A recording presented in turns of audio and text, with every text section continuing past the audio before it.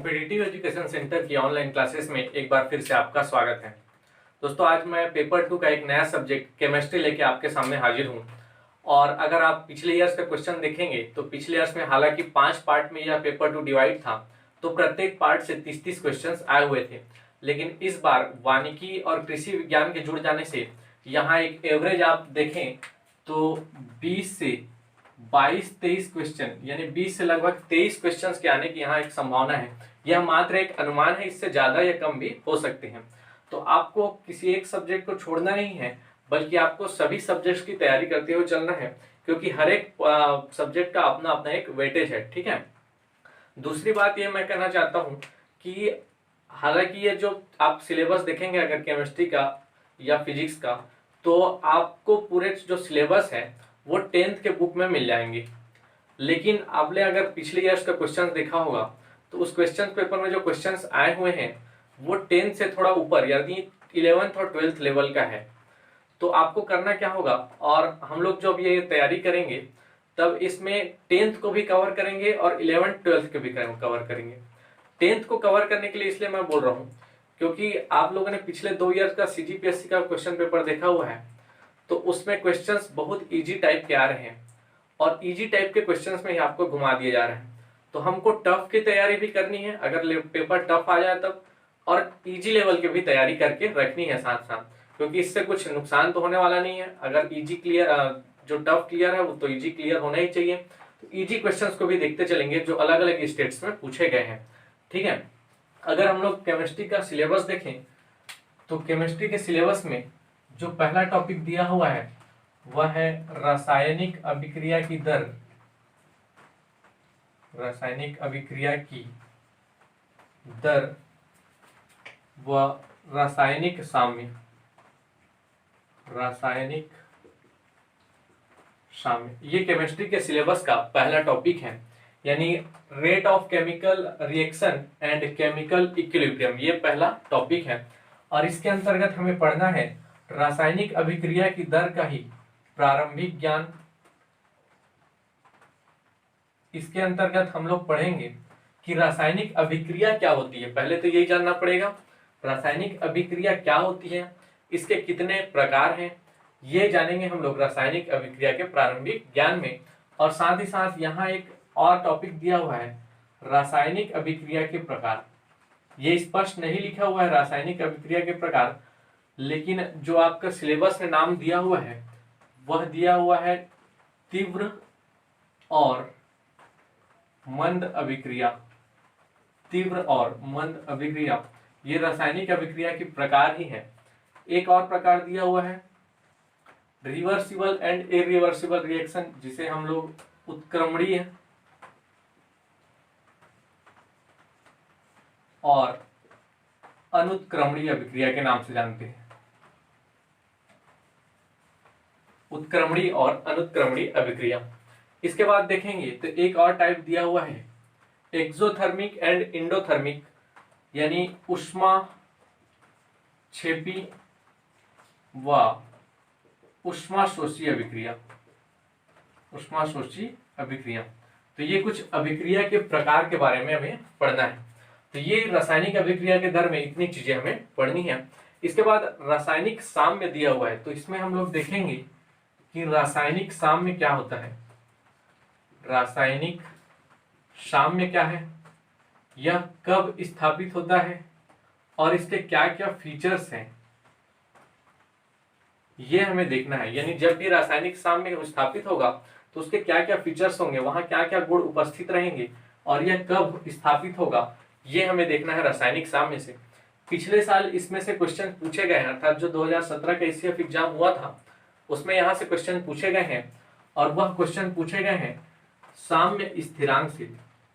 साम्य स्थिरांक जिन्हें हम लोग केसी कहते हैं, और एक होता है दाब साम्य स्थिरांक, दाब साम्य स्थिरांक यानी केसी से। अगर आप अलग अलग स्टेट्स के एग्जामों में देखें तो इस पार्ट से साम्य स्थिरांक यानी केसी की यूनिट निकालने से लेकर क्वेश्चन पूछे गए हैं। केसी और ये कहलाता है केपी। तो केसी और केपी के यूनिट इकाई निकालने से क्वेश्चंस पूछा गया है। साथ ही साथ केसी अगर कोई रिएक्शन दे दिया जाता है, मान लो एक रिएक्शन दे दिया गया है, ये एक रिएक्शन है और इस रिएक्शन को देकर पूछा जाएगा कि इसका साम्य स्थिरांक क्या होगा। दूसरा टाइप पूछा जा सकता है कि इस रिएक्शन का साम्य स्थिरांक की यूनिट क्या होगी। इसी प्रकार से हम दाब साम्य स्थिरांक के रिस्पेक्ट में पूछा जा सकता है। तो इस प्रकार के क्वेश्चन यहाँ से बनते हैं। एक क्वेश्चन पिछले ईयर पूछा गया था जो केपी और केसी के रिलेशन से था, यानी केपी और केसी में क्या रिलेशन है, ऐसे ही एक समीकरण दे दिया गया था और पूछा गया था कि निम्न में से क्या केपी और केसी के मध्य कौन सा रिलेशन स्थापित हो रहा है। यहाँ हम लोग 3 रिलेशन के बारे में पढ़ेंगे। जब केपी बराबर होगा केसी के, दूसरा रिलेशन बनेगा जब केपी ग्रेटर देन होगा केसी से, और तीसरा होगा जब केपी लेस देन होगा केसी से। तो ये 3 रिलेशन के बारे में पढ़ेंगे और इस पार्ट से बहुत सारे न्यूमेरिकल्स भी हम लोग सॉल्व करेंगे, ताकि ये पार्ट से अगर कोई क्वेश्चन आए तो वह हमसे ना छूटे। ठीक है, नेक्स्ट हम लोग देखेंगे तो यहाँ से जो इसका सेकंड पार्ट और है इसी में, यानी इसी पार्ट के अंतर्गत ही है वो, लेकिन उसको मैं एक अलग तरीके से बता दूंगा। ये है अम्ल और क्षार। अम्ल और क्षार, यहां से जो क्वेश्चन पूछे जाते हैं या तो वो किसी पदार्थ का नाम दे देगा, उसके पीएच वैल्यू पूछेगा, या निम्न में से कौन सा पदार्थ अम्लीय है, ऐसा टाइप क्वेश्चन पूछ सकता है। दूसरा इसी के अंतर्गत पीएच वैल्यू से न्यूमेरिकल दिया हुआ है सिलेबस में, यानी पीएच वैल्यू निकालने से संबंधित जो न्यूमेरिकल है वो यहाँ से पूछे जा सकते हैं। तो इतनी सारी चीजें एक ही पार्ट में आपको कवर करनी है। आज जो मैं आपको स्टार्ट कर रहा हूँ वह है रासायनिक अभिक्रिया के बारे में। ठीक है, तो स्टार्ट करते हैं इस टॉपिक को और बड़े ध्यान से सुनिएगा, क्योंकि ये इम्पोर्टेंट है और आपको हो सकता है समझने में थोड़ा टाइम लगे, क्योंकि बहुत ज्यादा गैप के बाद समझने में थोड़ी दिक्कतें जाती हैं। आप एक बार वीडियो को देख लीजिएगा, उसके बाद इसको अगर नोट करना चाहें तो दोबारा इसको नोट करिएगा। तो हम लोग स्टार्ट करते हैं पहले रासायनिक अभिक्रिया के बारे में।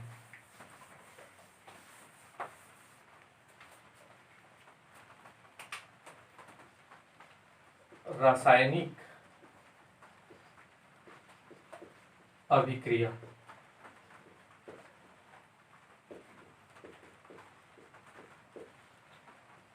हम सभी जानते हैं कि प्रकृति में सभी पदार्थ परिवर्तनशील होते हैं। कोई भी पदार्थ चाहे वो सजीव हो निर्जीव हो, वह स्थायी रूप से नहीं रहता, उसमें कुछ न कुछ परिवर्तन होते रहते हैं। अगर मुख्यतः हम इन परिवर्तनों को डिवाइड करें तो यह जो परिवर्तन है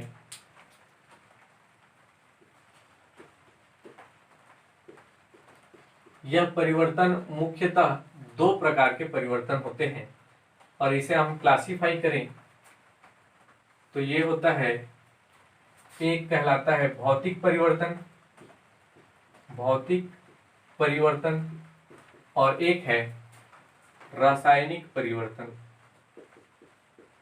रासायनिक परिवर्तन। यानी पहला पार्ट है भौतिक परिवर्तन और दूसरा है रासायनिक परिवर्तन। जब किसी पदार्थ के रासायनिक गुणों में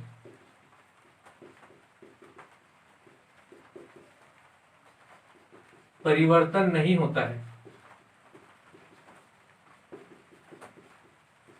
तब हम उसे भौतिक परिवर्तन कहते हैं। कोई भी पदार्थ अलग अलग संगठनों से मिलकर बना होता है और उसके अगर रासायनिक गुणों में किसी प्रकार का परिवर्तन नहीं होता, तब उसे हम भौतिक परिवर्तन कहते हैं। ये बात याद रखिएगा। दूसरी बात इसमें याद रखिएगा कि जब भी किसी पदार्थ का भौतिक परिवर्तन होगा, अर्थात वह मूल अवस्था से जब अपनी भौतिक परिवर्तन को चेंज यानी उसमें परिवर्तन होगा भौतिक, तब उसमें याद रखिएगा कि मूल अवस्था से परिवर्तित होने पर, यानी भौतिक परिवर्तन होने पर किसी प्रकार का नए पदार्थ का निर्माण यह नहीं होगा। किसी प्रकार के नए पदार्थ का निर्माण नहीं होता है। बहुत ही इंपॉर्टेंट पॉइंट है कि भौतिक परिवर्तन जब भी होगा वहां कोई नया पदार्थ नहीं होगा, बल्कि उसी जो पदार्थ की मूल अवस्था है उसी अवस्था में ही चेंज होगा। अगर इसे एक एग्जांपल से समझें तो एक एग्जांपल जैसे देखते हैं, तो जैसे जल है या पहले बर्फ लिखते हैं, तो बर्फ पिघल कर बनता है जल। यहाँ पर उसकी अवस्था केवल चेंज हो रही है। यहाँ पर भौतिक परिवर्तन में अक्सर देखे हैं तो हम लोग आकृति, रंग, इस प्रकार का चेंजेस होगा, लेकिन कोई नया पदार्थ नहीं बनेगा। तो जो बर्फ है वह चेंज होकर जल बनेगा, और जो जल है वह उसको फिर से गर्म करने पर वह वाष्प में परिवर्तित हो जाता है। तो इस प्रकार यहाँ पर ताप बढ़ाने पर अलग अलग अवस्थाओं में चेंज हो रहा है, लेकिन यहाँ पर सभी जगह जो उसका रासायनिक संगठन है अर्थात H2O, तो यह H2O ही है। यहाँ पर भी जल है, ये भी जल है और ये भी जल है। तो इस प्रकार ये एग्जांपल एक याद रखेगा। इसके अतिरिक्त याद रखेगा जो बल्ब का जलना है, बल्ब का जलना, बल्ब का जलना भी भौतिक परिवर्तन का ही एग्जांपल है। इसके अतिरिक्त एक एग्जांपल आप याद रखिएगा, यहां लिख दे रहा हूं मैं, गंधक का पिघलना, गंधक का पिघलना, ये भी भौतिक परिवर्तन का एग्जांपल है। इसके अतिरिक्त अगर आपसे बोला जाए मोमबत्ती का पिघलना, मोमबत्ती का पिघलना, ये भी एग्जाम्पल है भौतिक परिवर्तन का। याद रखिएगा ये मोमबत्ती का पिघलना लिखा हुआ है, अगर यहाँ पर जलना लिखा होता तब वह चेंज हो जाता, क्योंकि जानते हैं आप सभी कि मोमबत्ती पिघलने के बाद उसका फिर से रीयूज किया जा सकता है, और मोमबत्ती का रीयूज किया जा सकता है अर्थात वह मोम के ही फॉर्म में रहता है, पिघलने के बाद भी वह मोम के ही फॉर्म में रहता है। तो मोमबत्ती का पिघलना बोला जाए तो यह भौतिक परिवर्तन के अंतर्गत आएगा। यहाँ से क्वेश्चन इसी टाइप के पूछे जा सकते हैं कि निम्न में से कोई एग्जाम्पल दे देगा और पूछेगा कि यह किस प्रकार का परिवर्तन है। हालांकि ये बहुत इजी टॉपिक है, लेकिन हम लोग एकदम बेसिक से स्टार्ट कर रहे हैं तो सभी चीज को मैं बताते चल रहा हूँ, धीरे धीरे हम करके इसका लेवल भी बढ़ाएंगे। इसके बाद रासायनिक परिवर्तन देखें तो रासायनिक परिवर्तन में जब पदार्थ के रासायनिक संगठनों में परिवर्तन होता है,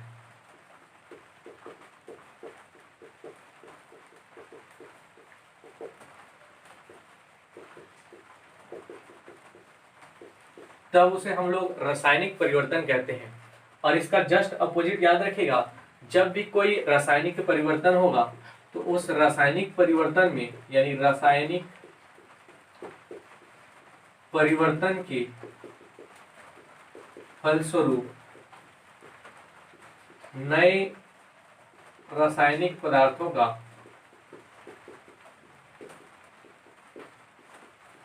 निर्माण होगा। अर्थात जब भी रासायनिक परिवर्तन होगा तो एक या एक से अधिक नए रासायनिक पदार्थों का यहाँ पर निर्माण होगा। ये चीज आप याद रखिएगा रासायनिक परिवर्तन के बारे में। अगर इसका एक एग्जाम्पल देखें तो एग्जाम्पल में याद रखिएगा मैग्नीशियम, जो मैग्नीशियम रहता है उस मैग्नीशियम के तार का प्रकाश के साथ जलना, मैग्नीशियम के तार का प्रकाश के साथ जलना, यह एक रासायनिक परिवर्तन का एग्जाम्पल है। इसके अतिरिक्त देखें तो जो लोहे में जंग लगता है, लोहे में जंग लगना, लोहे में जंग लगना, ये भी एग्जाम्पल है रासायनिक परिवर्तन का। दूध से दही में परिवर्तन, दूध से दही में परिवर्तन। इसके अतिरिक्त जो हम लोग यहाँ पर मैं लिख दे रहा हूँ श्वसन, श्वसन भी एक रासायनिक परिवर्तन ही है। इसके अतिरिक्त पाचन, ये भी एक रासायनिक परिवर्तन है। और एक याद रखिएगा, जैसे मैंने यहाँ मोमबत्ती का पिघलना बताया था, तो अगर आपको मोमबत्ती का जलना एग्जाम्पल दिया जाए, मोमबत्ती का जलना, तो ये एग्जाम्पल आप याद रखिएगा रासायनिक परिवर्तन के अंतर्गत आएगा। तो इतनी सारी चीजें आपको एक परिवर्तन के बारे में याद रखनी थी। अब अगर हम लोग बात कर रहे थे हम लोग रासायनिक अभिक्रिया के बारे में, तो ये जो रासायनिक परिवर्तन होगा इसी के फलस्वरूप ही रासायनिक अभिक्रिया का निर्माण होता है। तो हम लोग रासायनिक अभिक्रिया के बारे में आप देखते हैं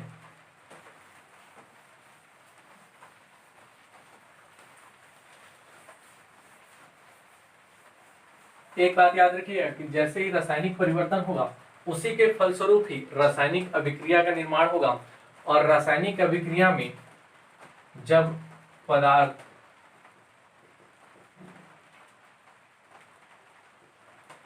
अपने मूल अवस्था से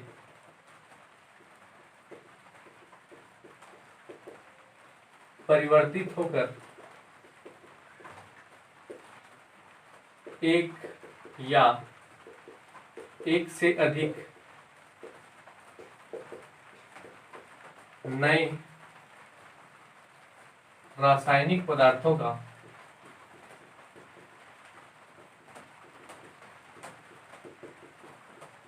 निर्माण करता है,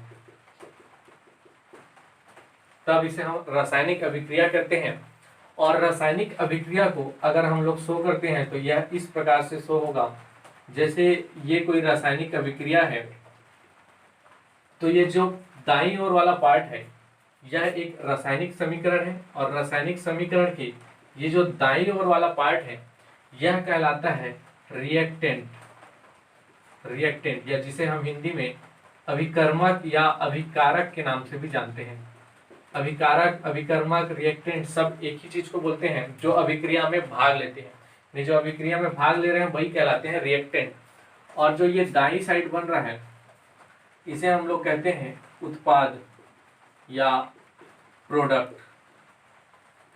जो अभिक्रिया के पश्चात बन रहे हैं उसे हम लोग उत्पाद कहते हैं। ये अभिकारक और यह उत्पाद, और इन दोनों के बीच को रासायनिक अभिक्रिया को इस एरो के निशान से शो किया जाता है। तो यह एक रासायनिक समीकरण है और एक ये जो क्रिया हो रही है यह रासायनिक अभिक्रिया कहला रही है। दो चीजें रासायनिक अभिक्रिया के बारे में याद रखिएगा। पहला तो याद रखिएगा कि रासायनिक अभिक्रिया के फलस्वरूप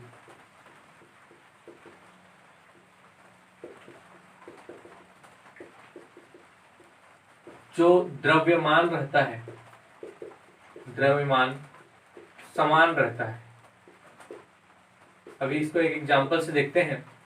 रासायनिक अभिक्रिया के फलस्वरूप द्रव्यमान समान रहता है, इसे द्रव्यमान संरक्षण का नियम भी कहते हैं।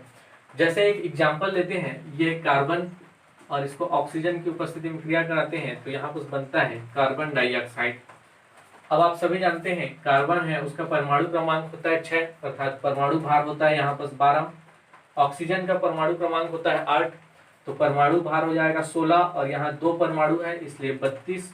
तो ये टोटल यहाँ पर इसका भार हो गया 44, ये हो गया 44। और रासायनिक अभिक्रिया के कंप्लीट होने के पश्चात इधर भी वही भार हमें प्राप्त होगा, ये 12 और इधर 32, यानी यहाँ भी हो गया टोटल 44। तो इस प्रकार आप देख सकते हैं कि दोनों ओर जो भार है रासायनिक अभिक्रिया के पहले और रासायनिक अभिक्रिया के पश्चात दोनों ओर भार समान है।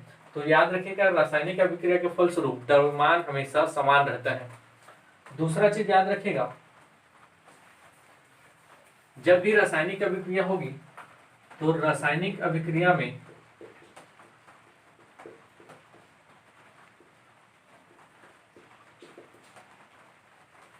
तत्वों के परमाणुओं की संख्या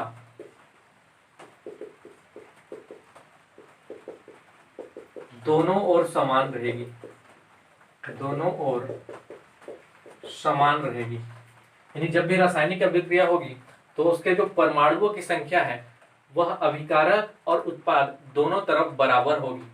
जैसे कि अभी एग्जांपल हमने देखा तो यहाँ कार्बन प्लस ऑक्सीजन था और यहाँ बन रहा था कार्बन डाइऑक्साइड।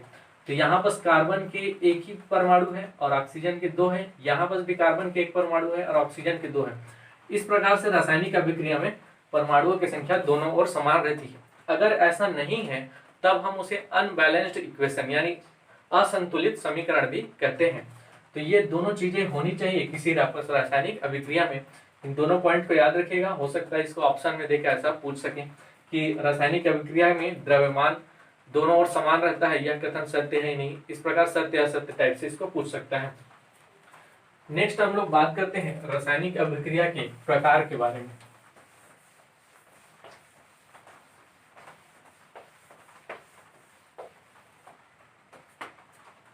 रासायनिक अभिक्रिया के प्रकार। और जो पहला टाइप दिया हुआ है आपके सिलेबस में वह है तीव्र और मंद अभिक्रिया। तीव्र और मंद अभिक्रिया। यहाँ इसको दो पार्ट में मैं डिवाइड कर रहा हूँ। जैसे कि नाम से स्पष्ट है, जो अभिक्रिया फास्ट होगी उसको फास्ट रिएक्शन या तीव्र अभिक्रिया, और जो बहुत धीमे गति से होगी उसे मंद अभिक्रिया के नाम से जानते हैं। यहाँ से क्वेश्चन एग्जाम्पल से आते हैं कि निम्न में से कौन सा क्वेश्चन तीव्र है, अभिक्रिया कौन सी अभिक्रिया तीव्र है और कौन सा अभिक्रिया फास्ट हो रहा है। तो इसके एग्जाम्पल्स आप याद रखिएगा। जब भी आयनिक अभिक्रिया होगी, आयनिक अभिक्रिया, तो आयनिक अभिक्रियाएं हमेशा तीव्र होंगी। ये बात याद रखिएगा कि आयनिक अभिक्रियाएं हमेशा तीव्र होगी। जैसे एक एग्जांपल लेते हैं सिल्वर नाइट्रेट का, और इसकी क्रिया कराते हैं सोडियम क्लोराइड से, तो यहाँ बनता है AgCl प्लस NaNO3। ये positive ion, negative, positive, negative. तो इस प्रकार से इसका पॉजिटिव यहाँ निगेटिव से और यह नेगेटिव यहाँ पॉजिटिव से, तो यह एक आयनिक अभिक्रिया है और आयनिक अभिक्रिया हमेशा फास्ट रिएक्शंस होंगी। ये बात याद रखिएगा। दूसरा इसमें याद रखिएगा, जब भी प्रबल अम्ल और प्रबल क्षार की अभिक्रिया होगी, प्रबल अम्ल और प्रबल क्षार की अभिक्रिया होगी, तो यह हमेशा फास्ट रिएक्शन होगा। यह 10⁻⁻2 के आसपास, यह 10⁻⁻2 सेकेंड के आसपास यह प्रक्रिया कंप्लीट हो जाती है। ठीक है, आपको ये याद रखने की जरूरत नहीं है। आपको याद रखना है प्रबल अम्ल और प्रबल क्षार की जो प्रक्रिया होती है, क्रिया होती है, वह तीव्र अभिक्रिया होती है। तो ये दोनों चीजें आप याद रखिएगा तीव्र अभिक्रिया के बारे में। अगर मंद अभिक्रिया की बात करें तो जैसे अभी हम लोगों ने देखा था कि लोहे में जंग लगना, लोहे में जंग लगना, इसके अलावा दूध का दही में परिवर्तन, दूध का दही में परिवर्तन, इसके अतिरिक्त याद रखिएगा जो दुर्बल अम्ल, दुर्बल, ये जो प्रबल अम्ल, प्रबल क्षार, दुर्बल अम्ल, दुर्बल क्षार, ये आप नाम याद रखिएगा। आगे हम लोग इसको देखेंगे कि ये होते क्या हैं। तो दुर्बल अम्ल और जो दुर्बल क्षार की अभिक्रिया होगी वह स्लो रिएक्शंस होंगी, यानी मंद अभिक्रिया होगी। ये चीजें याद रखिएगा। ठीक है, तीव्र अभिक्रिया और मंद अभिक्रिया के बारे में। ठीक है, और भी एग्जांपल्स आपको अगर कहीं से मिलते हैं तो उसको यहाँ पर नोट कर लीजिएगा। ठीक है, आगे बढ़ते हैं। तो आगे देखें तो एक और टाइप है रासायनिक अभिक्रिया के प्रकार में, जो आपके सिलेबस में तो नहीं दिया हुआ है लेकिन बहुत ही आसान है, आप याद रख सकते हैं। एक है संयोजन अभिक्रिया, या जिसको कॉम्बिनेशन रिएक्शन कहते हैं, और एक है वियोजन अभिक्रिया, वियोजन अभिक्रिया, या जिसे हम लोग वियोजन अभिक्रिया। ठीक है, ये दोनों नाम आप याद रखिएगा, संयोजन और वियोजन। संयोजन नाम से ही स्पष्ट है, योग, जहां योग होगा, योजन मतलब योग, और वियोजन जहां पर वो टूटेगा, यानी यहाँ पर वियोजन का अर्थ है टूटना। ठीक है, तो इसका एग्जाम्पल याद रखिएगा। संयोजन में आप याद रखिएगा कि जब दो या दो से अधिक अभिकारक, अभिकारक मतलब जो रासायनिक समीकरण के लेफ्ट साइड में स्थित है, जब दो या दो से अधिक अभिकारक आपस में जुड़कर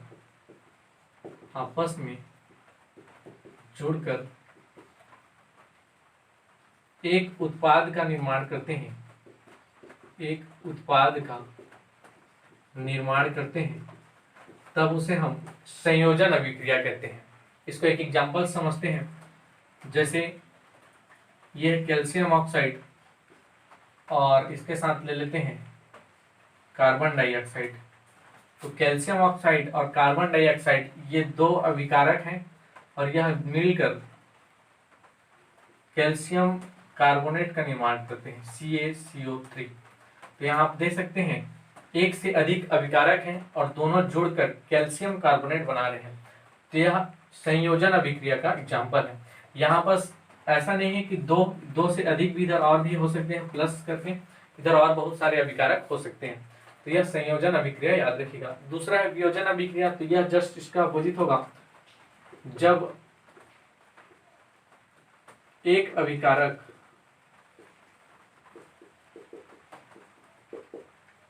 टूटकर दो या दो से अधिक उत्पादों में परिवर्तित होता है, तब हम उसे वियोजन अभिक्रिया कहते हैं। वियोजन अभिक्रिया कुछ इस प्रकार से रहेगी, जैसे ये AB है और यह टूटकर A प्लस B में विभाजित हो जाएगा, इस प्रकार से वियोजन अभिक्रिया रहेगी। इसका भी एक एग्जाम्पल देख लेते हैं। तो जैसे यह है Fe2SO4 और इसको जब हीट की उपस्थिति में गर्म करते हैं तब यह Fe2O3 plus SO3 plus SO2 में विभाजित हो जाता है। ठीक है, ये एग्जाम्पल आप याद रखिएगा। यानी आयरन सल्फेट को ये गर्म करते हैं फेरस सल्फेट को, तो यह Fe2O3 और SO3 SO2 में विभाजित हो जाता है। तो यह एक वियोजन अभिक्रिया का उदाहरण है। ठीक है, यह एक वियोजन अभिक्रिया का उदाहरण है। नेक्स्ट टाइप अगर इसमें देखें हम लोग,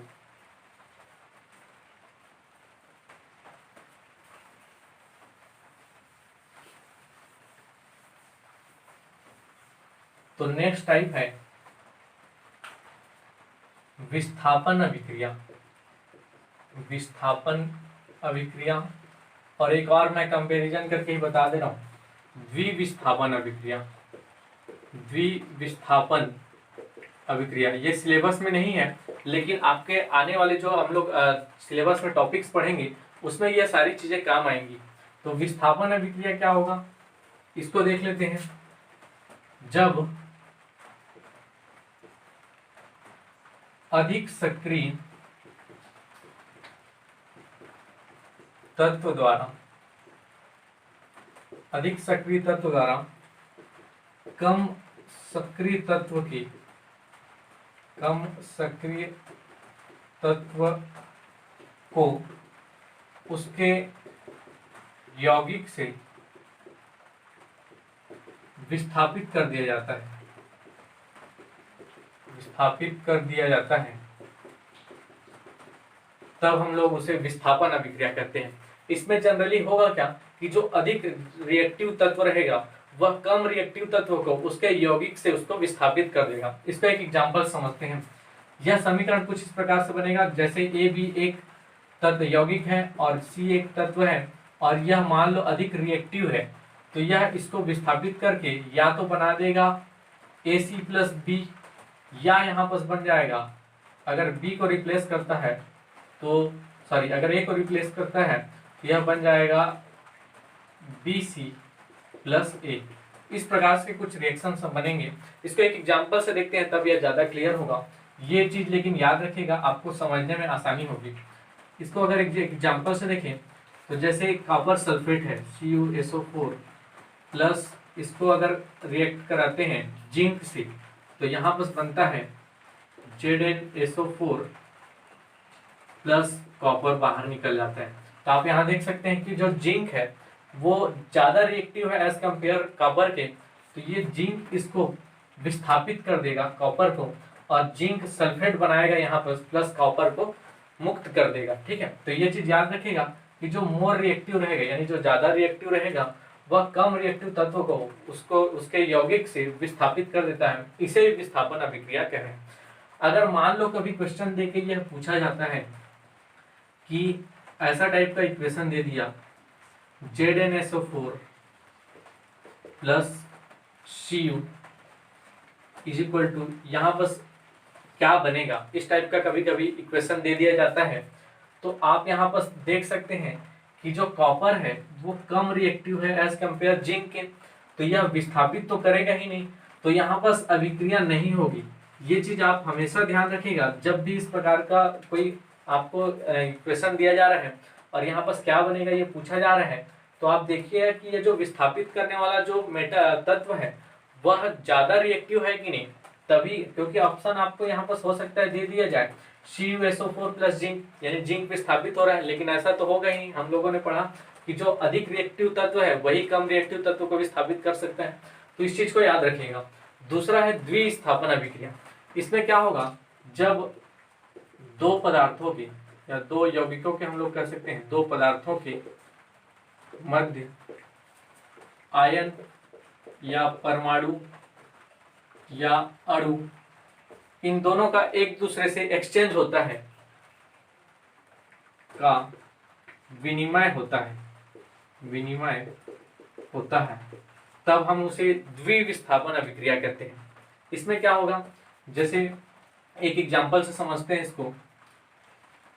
अभी हम लोगों ने देखा था silver nitrate AgNO3 plus NaCl, इन दोनों की अगर अभिक्रिया कराते हैं तो ये आप देख सकते हैं पॉजिटिव नेगेटिव, ये पॉजिटिव ये नेगेटिव, ये जो पॉजिटिव वाला पार्ट है इस पार्ट से जुड़ जाता है और यह नेगेटिव इस पॉजिटिव से जुड़ जाएगा, यानी यहाँ पर बनेगा AgCl प्लस NaNO3। तो आप यहाँ देख सकते हैं कि दोनों एक दूसरे के अपना अपना आयन को एक्सचेंज कर रहे हैं, तो यह कहलाएगा द्विविस्थापन अभिक्रिया। ठीक है, द्विविस्थापन अभिक्रिया। तो ये दो अभिक्रिया के प्रकार आप याद रखेगा यहाँ पर। नेक्स्ट हम लोग चलते हैं, और नेक्स्ट जो प्रकार है वह है ऑक्सीकरण और अपचयन अभिक्रिया। ये आपने सुना होगा, ऑक्सीकरण और अपचयन अभिक्रिया।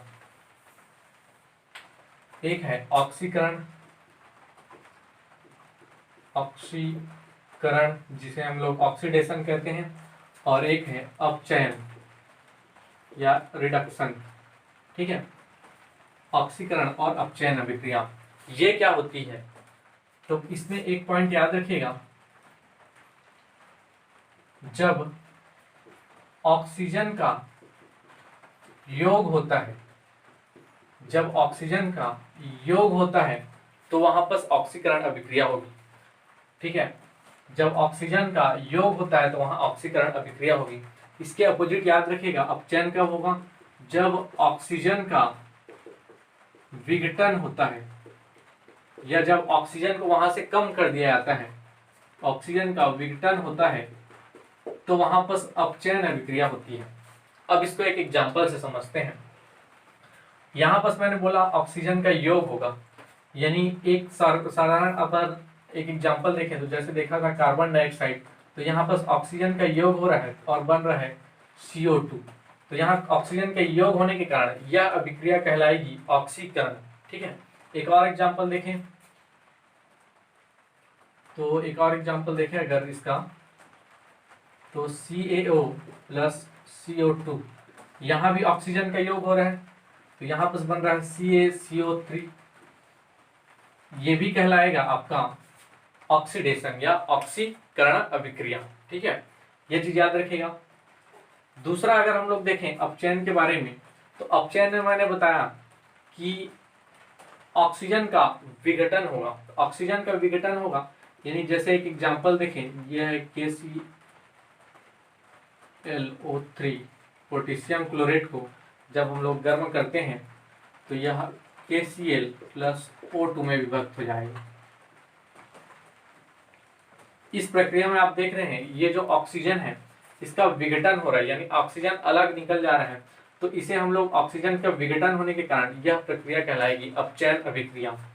दूसरा, जब ऑक्सीकरण में, ऑक्सीकरण पार्ट में आते हैं तो देखते हैं जब भी हाइड्रोजन का विघटन होगा, हाइड्रोजन का विघटन होगा तब कहलाएगा ऑक्सीकरण। यहाँ हम लोग पहले ऑक्सीजन के बारे में देखें, जब ऑक्सीजन का योग होता है तो ऑक्सीकरण, ऑक्सीजन का विघटन होता है तो अपचयन। यहाँ पर देखते हैं जब हाइड्रोजन का विघटन होगा तो ऑक्सीकरण। तो हाइड्रोजन का विघटन कैसे होगा, यहाँ पर भी बता देता हूँ, ये हाइड्रोजन का जब योग होगा तब होगा अपचयन।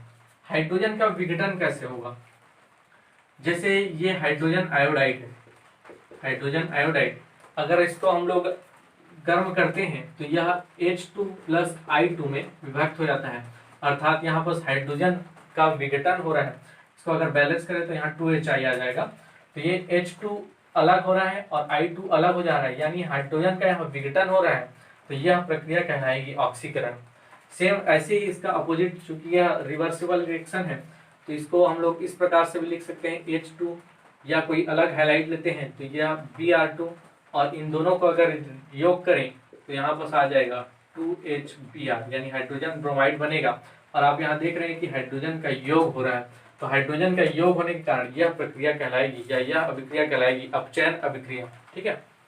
इसके बाद अगर थर्ड पार्ट देखें तो तीसरी चीज याद रखिएगा, जब भी इलेक्ट्रॉन का त्याग होगा, इलेक्ट्रॉन का त्याग करने पर वह अभिक्रिया कहलाएगी ऑक्सीकरण। या इसे एक और तरीके से समझ सकते हैं, इलेक्ट्रॉन का त्याग होगा और आप सभी जानते हैं कि जब भी कोई इलेक्ट्रॉन डोनेट करता है तो वहां पर धनात्मक आयन की संख्या बढ़ जाती है, यानी अगर धनात्मक आयन में वृद्धि होती है, धनात्मक आयन में वृद्धि होने पर भी वह अभिक्रिया ऑक्सीकरण कहलाएगी। इसको एक एग्जांपल से मैं बताता हूँ यहाँ पर। जैसे आयरन है और आयरन से अगर एक इलेक्ट्रॉन निकलते हैं, आयरन से एक इलेक्ट्रॉन निकलने पर यह Fe+ बनाता है।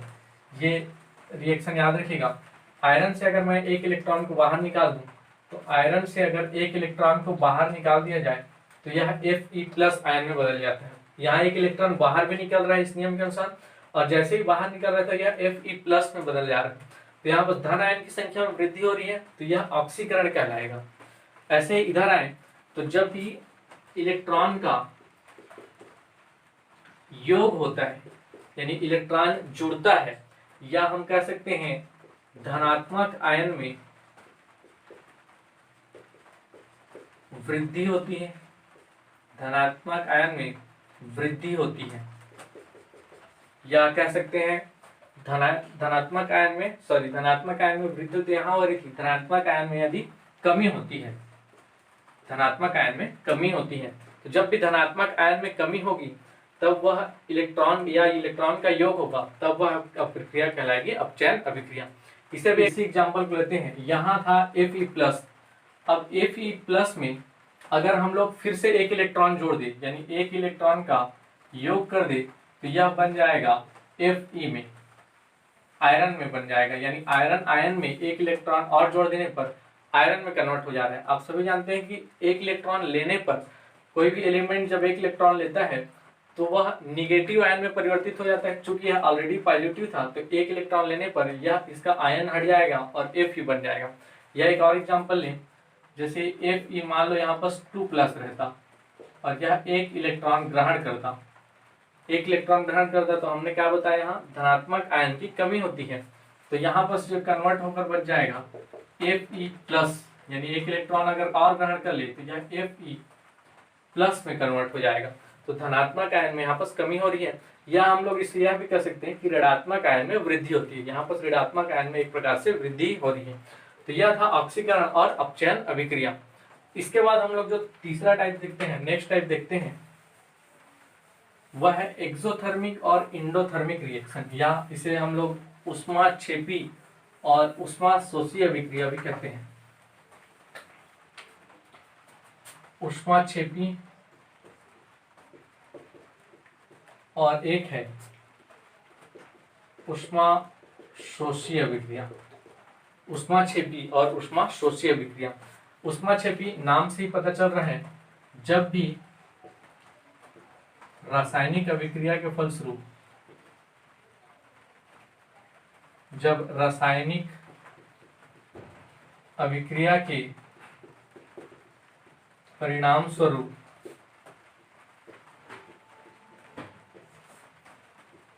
ऊष्मा मुक्त होती है, ऊष्मा मुक्त होती है, तो हम उसे ऊष्माक्षेपी अभिक्रिया कहते हैं। जबकि यहाँ देखें, जब रासायनिक अभिक्रिया में, रासायनिक अभिक्रिया में ऊष्मा ग्रहण की जाती है, ऊष्मा ग्रहण की जाए अगर, तब वहां पर ऊष्माशोषी अभिक्रिया होगी। इसे एक एग्जांपल से समझते हैं, जैसे CaCO3, और इसको अगर हम लोग क्रिया कराएं H2O से,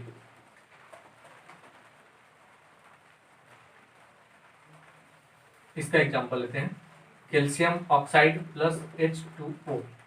ठीक है, ये है कैल्शियम ऑक्साइड बिना बुझा चूना। जब इसको पानी में मिलाते हैं तो यहाँ पर बनता है CaOH होल ट्वाइस। ठीक है, कैल्शियम हाइड्रोक्साइड यानी यह बुझा हुआ चूना कहलाता है। ठीक है,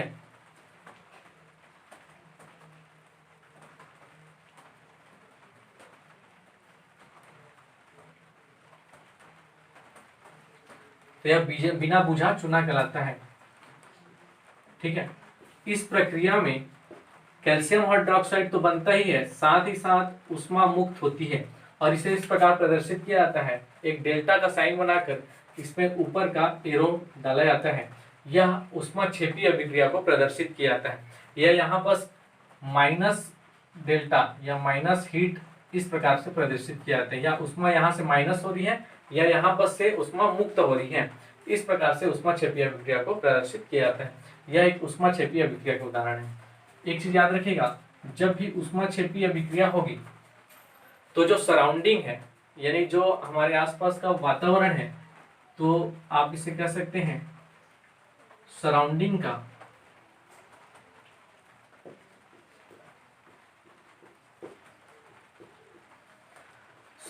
का टेम्परेचर जो है यानी ताप वो बढ़ जाएगा।